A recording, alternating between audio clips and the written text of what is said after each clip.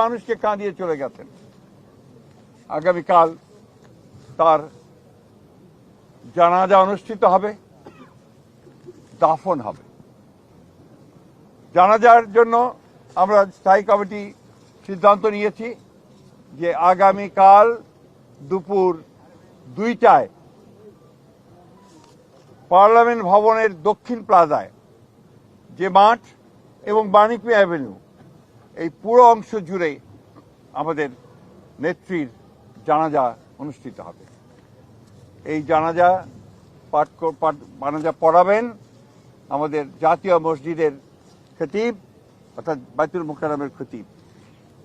আর এই জানাজায় যে সঞ্চালন করবেন পুরো বিষয়টাকে যিনি সঞ্চালন করবেন তিনি হচ্ছে আমাদের জাতীয় স্থায়ী কমিটির সদস্য জনাব নজরুল ইসলাম খান।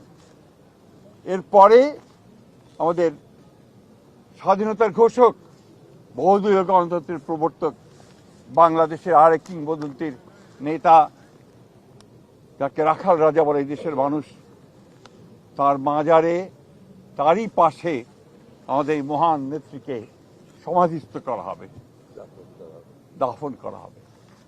আমরা সবাই অত্যন্ত শৃঙ্খলার সঙ্গে এই জানাজায় অংশগ্রহণ করব এবং যে শৃঙ্খলার মধ্যে কথা বলা হবে আমি বাংলাদেশের সকল স্তরের মানুষের কাছে অনুরোধ জানাবো আপনারা সেই শৃঙ্খলা মেনে অত্যন্ত সুশৃঙ্খলভাবে জানাজা পড়বেন এবং তারপরে তাকে দাফনের অংশগ্রহণ করবে, যাদের দায়িত্ব তারাই অংশগ্রহণ করবেন। অনুরোধ থাকবে আপনাদের কাছে যে আপনারা কেউ এই নিয়ম ভঙ্গ করে শুধুমাত্র ছবি তোলার জন্য সামনের দিকে এগিয়ে যাবেন না এবং ব্যাহত করবেন না এই পুরো কর্মসূচিকে। আপনাদের আমরা বিশ্বাস করি দেশনেত্রীর প্রতি আপনাদের যে সম্মান, যে শ্রদ্ধা, সেটাকে অটুট রাখার জন্য আপনারা সেই শৃঙ্খলা রক্ষা করবেন এবং সর্বাত্মকভাবে সহযোগিতা করবেন এই জানাজা দাফন কার্য সুচারুরূপে